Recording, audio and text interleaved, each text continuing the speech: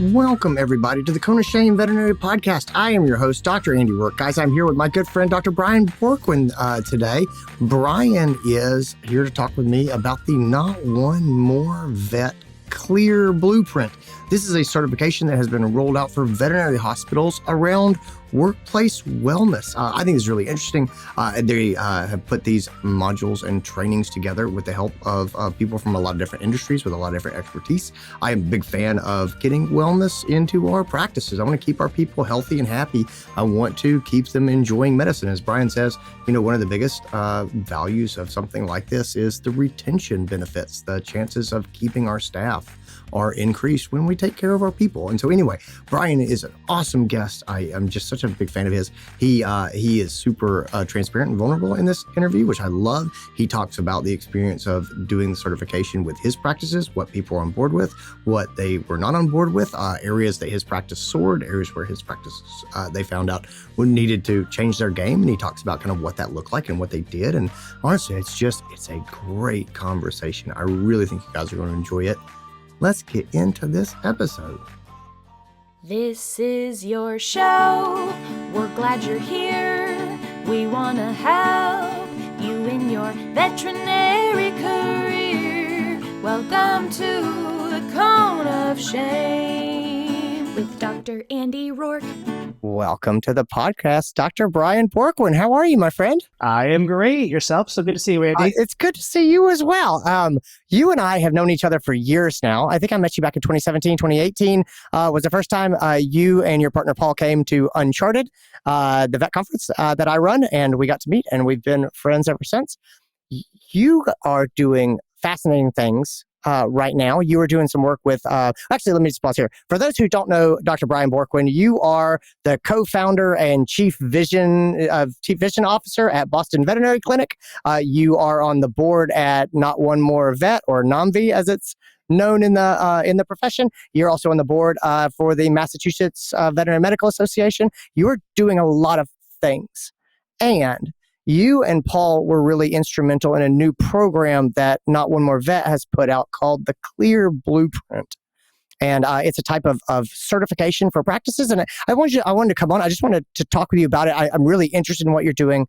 And so let's just start there. Can you lay out at a high level the C.L.E.A.R blueprint? What is it? Who's it for? How did it get started?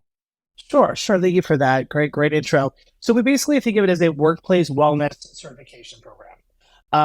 This kind of came out from a brainstorming session of where did we want NOMV to go, right? So NOMV had a very grassroots beginning as a Facebook, support group, and then more from there. And one thing we thought is this is great that we're making change from the inside, right? We're changing, we're not just surviving anymore. We want to thrive. What if we gave it some tools or gave ability for clinics to kind of empower themselves? And through that, they can actually, one, use it as a recruitment tool. It can be a resource for other clinics who want to say that they prioritize wellness in their clinics. And so that's where kind of the idea was born. And then we kind of came up with the kind of 5, the letters of C.L.E.A.R: compassion, listening, energy, action, and resources. Because one of the things that we found is that, this is not a brand new idea as far as well-being, but the network or the blueprint, if you will, to actually put that into action is what's been missing, right? You can tell people, hey, yeah, you should take your lunch breaks and use the bathroom and be nice to each other. But if you're not giving them the tools or resources to do that, then it can actually just become another stressor. Oh, now someone else is telling me what to do. Yeah. Oh man, well, let me stop and I just want to gush at you for a second. I love this so much, right? One of the concerns always with something like NOMV that comes from social media is you say, this is good and I appreciate the spirit here. Does this translate, or how does this translate into actual implementation on the ground in practice, getting people where they really need to be in their work life? And so I love that you actually taken this and started making these tools. And the other part is, I really try to beat the drum for mental health and mental health awareness in our profession. It's a big deal.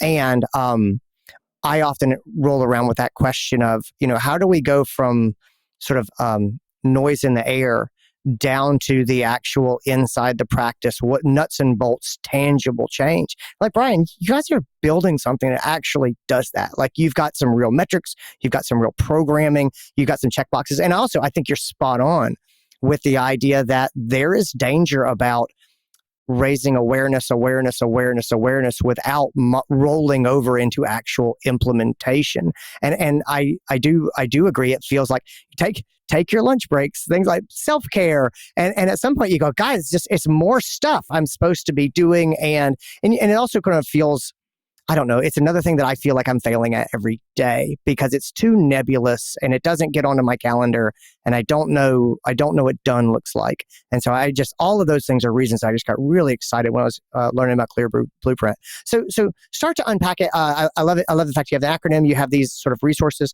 Can you start to paint a picture of me of sort of what these resources look like in the practice? So if I was going to go to the practice owner or practice manager and be like, hey, I'm really interested in this C.L.E.A.R Blueprint, they would look at me and say, but what does this really mean? And what does this look like in our practice? So can you start to lay down like kind of what that structure looks like and what people could sort of anticipate if they were to get involved with this? Yeah, and I'm going to come from two different angles, right? So Okay. as a practice owner myself, if someone were to come to me with this, there's kind of the two paths, right? So there's the financial path, if you will, and then there's, the more wellness, well-being. And the two, as we know, actually often very tightly wound, but those are the two paths. So one, this is about retention, right? We know that there is a mass exodus from the veterinary profession on all levels, right? So we got to slow that flood from leaving. And we all talk about what our bonus packages are and our moving packages and all the things we do to get an employee. But sadly, and I include myself in this in the past, we didn't do as much to retain them. So if someone were going to come to me, the first thing I'd be saying to a practice owner or practice manager is, this is about retention. This is about keeping the people that we want, the people who fit our culture, the people who, if we could mold someone, this is what we'd look like. Let's keep that person because we're not doing a good job of that. We're losing to other careers and just completely out of the veterinary profession altogether. And then the other, of course, is more well-being.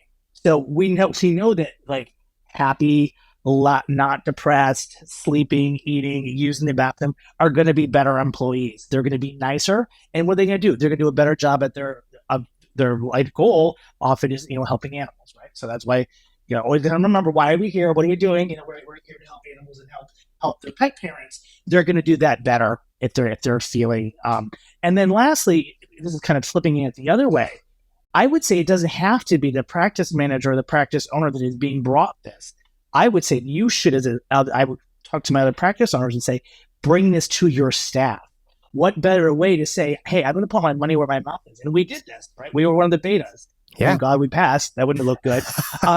But, we say we're going to put our money where our mouth is. If we're going to be board members of NOMV and we're going to take part in, the 5K and the race around the world and all these things and make the T-shirts and the shoes and do all the stuff, well, are we actually doing that within the clinic? Yeah. And it's a little scary. I mean, there was, thankfully we did pass. Sure. But when you look at the different modules, there were modules that we didn't knock it out of the park, you know, and that, and that was a sobering moment. But that's the good thing about this is that it's just not a big pat on the back.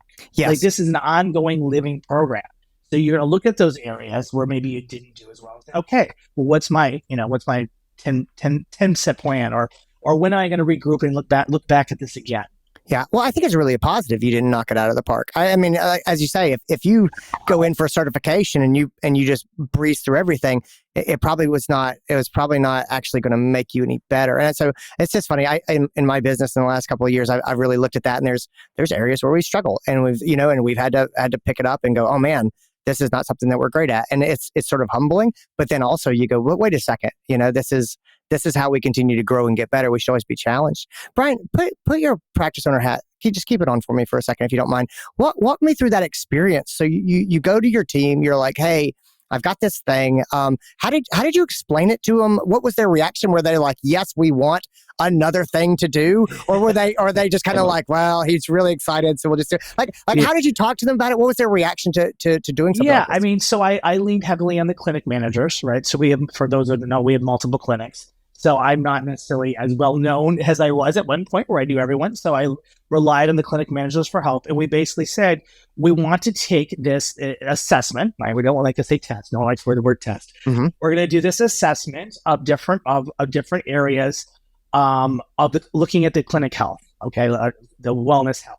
And what we're going to do is we're going to take your input, of which you had to have 80% involvement. Okay, so you can't just have like 3 people saying this is what I think, right? Like it isn't Paul, myself, and one clinic manager saying, "Oh yeah, we're awesome, we're great." Yeah, This is it's anonymous, and we only had to do one reminder, right? So there was the first batch of people who came in, and then we had to do one more, like, "Hey guys, we have to get over this threshold to be appropriate for the accreditation." And so then it went to the panel of people who look at the assessments, and we got our score back. And I'm going to just give an example of a place where we had to do better, right? Because so one was financial stability. So of course, as a practice owner, I was like, "Oh my God, they don't think we have a good business." And no, that actually wasn't what it was at all. It was their own financial stability, living at the Boston Veterinary Clinic, living in Boston.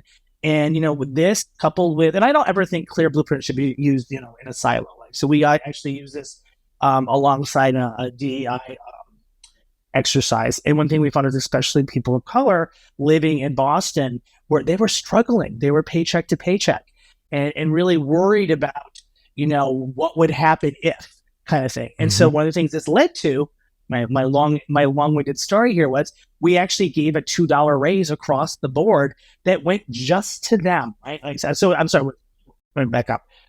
We raised exam fees $2 instead of that being like $1 for me, $1 for this. Right? It all went to the staff. Yeah. And so we were actually able to take this thing that they could be honest with us through this, this kind of anonymous platform, and actually make a real change.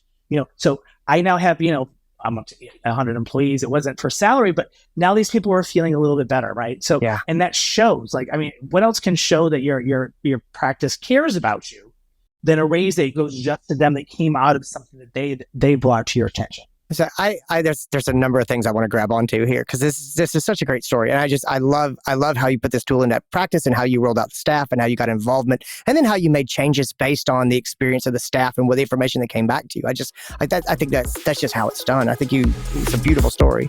If you dream of doing team training with your team, getting your people together, getting them on the same page, talking about how you guys work together in your practice, I'd love to help you. You can check out DrAndyRoark.com and check out the store. I have 2 different team training courses. These are courses for teams to do together to get on the same page and to talk about how you do things. I have my Angry Clients course, and I have my Exam Room Toolkit course, and they are both available and there. Check them out. All right, guys, let's get back into this episode. What was your experience? So you do this, you see the financial stability, and you say, "Oh, we're in Boston. Percentage of our staff is really feeling this way. This all makes sense. We're going to raise our exam price and then put that into staff wages." Did you feel like you got exceptional buy-in to that from the team? Were they like, "Yes, this is what we want"? Were there people who, usually whenever we adjust prices, there's people who kind of push back? What's your feeling on that as far as being on board with the changes? So we definitely made it known that this was for them solely, right? Like, this was not like we were not raising prices. We also put it out to sent it out to our clientele. We said, "Hey, these prices are going up, and this is the reason why, because we just came out of COVID and we got our butt kicked twice." And so, we shared that with the staff, with the clientele, which was interesting because, as we often know, our clients don't really know that we're kind of, used to be suffering in silence. They don't know what's happening to the veterinarian. "Oh, don't you just play with puppies and kittens all day?" Well, now there's more to it than that. That's a whole other separate story. But basically, that's where NOMV came from, was the suicide crisis in veterinary medicine. So it changed the tune of the clientele a little bit, right? I mean, it felt like they were a little softer with our staff, that they were just a little bit more like, realizing the struggle that they were going through. But yeah, there's still, but we already know, so from the same thing, we know that our employees say that without their discounts, they couldn't afford our services. So that's the other area that we're looking at, which, if you ever looked at pet insurance for a big company, that's a headache in itself. One thing I do have to say, because I'm going to get in lots of trouble if I don't, is that this program is sponsored by Merck. Merck actually underwritten the whole program, and I would get in big trouble if I did not recognize that. They've been a partner, a great partner from the start. This program morphed initially, which was going to be kind of this like one-time accreditation, to now ongoing resources, staff members. So, this was originally going to be a free program, and we realized kind of quickly, you can't do that if you're going to have staff and stuff. So Merck has just been an amazing partner, and my hat goes off to them for their help. With Merck, this episode is not brought to you by Merck. No, it sounds. But I just have to say, I saw Merck as sort of the founder and supporter. This is a clear blueprint powered by Merck, as I saw. They also have been a huge force behind initiatives like Mentorship Vet, who I'm a big fan of, Addie Reinhardt and her sort of mentorship program. It's like, man, Merck has done some exceptional things fairly quietly for our profession, and so I think just stopping for a second and saying, giving them a big shout out is absolutely warranted. What does the actual implementation look like in your practice, Brian? So are these team trainings? Are they on-demand sort of asynchronous learnings where people kind of do it as they're able to? What does that look like when you start to bring this? Exactly. So what we've done is try to not have just a one-size-fits-all. So to our earlier talk about telling people you have to take breaks and you have to take lunch in a day that you don't have time, one of the things that we did not want to do with C.L.E.A.R Blueprint was just throw something at someone to add another thing. So definitely, like currently, we've had 24 clinics that are accredited, including mine. We have 28 that are enrolled that are slowly going at different stages, right? Because it is kind of a self-taught program. There, and the resources go anything from what, it's kind of just your initial, let's talk about financial stability, to you can dig deep, like with research. We actually even brought in financial planners for our, as part of something that, heck, I didn't know, as part of our retirement benefits thing. You get the use of financial planners. Now, a lot of my staff weren't necessarily ready to, start investing in the stock market, but they could actually, have some conversations about, hey, can I afford a car? What would this look like if I actually put down money for a home? And so, when did you ever have that earlier in life? I mean, I didn't, but that was not something that anyone ever did to me. So, and then there's 23 other clinics waiting to be onboarded. Okay. So the ones that have already got their accreditation, our goal is now that starts to be a network, right? So say someone takes it and maybe they don't pass the first time because they've got 3 clinics. Because one of the hardships when you've got multiple clinics is kind of maintaining that culture across, what are the cultures, what happens when you're not there. So what's happening when I'm not in Brookline and I'm at the Bay Village, clinic, right? So one of the things that we can now do is the people on C.L.E.A.R Blueprint can say, well, you know what? I think they're struggling from a similar problem that Dr. B, he and the Boston boys handled in Boston. Let's put them together and help them work together. It's kind of the same thing that some of the hardships of more rural vets are not going to be the same hardships I have, right? So I would not necessarily be a good peer partner for them, but maybe we take someone else who is in a rural background. There's modules. There's some examples of the training modules that we have are building trusting teams, emotional balance. I talked about financial stability, community relations. This is one that Paul and I worked really big on. And one thing I have failed in all my talking here to say is this wasn't just vets, which is really important to say. This was a multidiscipline professionals. So we had business owners, we had veterinarians, we had vet techs, we had mental health professionals, we had social workers. So this wasn't just a bunch of practice owners who were saying, this is the way the clinic has got to be. And so the kind of the same thing for the workshops. We were taught different ways of teaching, right? So the traditional teach at you type of thing doesn't necessarily work. So they actually built some of the modules out that way too to work for different types of people. So there's videos, there's reading, there can be discussion. As long as you're accredited and you're up to date on your dues, you actually can use any of the NOMV resources. Which we've become a pretty big organization. So there was a lot of blah, blah, blah there, but I think I hit all the different points of how you can utilize this. But this definitely is not just a one touch point thing. It's like you take your test, you're accredited. And then there's reaccreditation, which we're brand new, so we're not to that point yet. But we want to make sure, because just like we've noticed with I'll use AAHA or Fear Free, right? As their sciences and they continue to evolve, and there's better ways. I'm sure the same thing's going to happen with CL.E.A.R Blueprint, right? We're going to find things that, oh, well, maybe that isn't the best way to handle financial stability. I'm going to make up something, but yeah, bringing in some investor bro to your own staff, like that, shame on you, know your audience. So instead, you could have done this, right? And so these will be, living modules that will continue to grow. So like for example, I've already been asked to produce a webinar series on community engagement, because that's something that we all of our any event we have always has got to get back to the community component to it. And so I will do a kind of a living, breathing module about how I do that here. Yeah. If you had to look at the course curriculum, Brian, and kind of put your finger and say, I think this module, this topic, this subject is going to have an outsized impact on most veterinary practices, what module would you pick? Are there things that you feel like they're really weak spots for a lot of practices, or real opportunities to jump forward that practices aren't aware of? Yeah, I mean, I would say building a trusting team. I mean, this is one of the places where I shame myself. When we first started the company, Paul wanted to spend all this time on culture and mission statements and just all this stuff, and I just wanted to be a vet, Yeah. and it showed because we didn't have a cohesive team. So that stuff for people who are I know Uncharted can speak to this, but it's like really doing your homework and seeing something else we're going to do is we're actually going to revisit our mission statement, because it's what Paul and I came up with when there was 5 of us in one clinic. Well, now that we've got 5 clinics and 100 employees, maybe we should ask them what their mission statement is. Yeah. What they like to see our culture and values look at. So I think that's key, because if you don't have that, that's what everything else is wrapped around.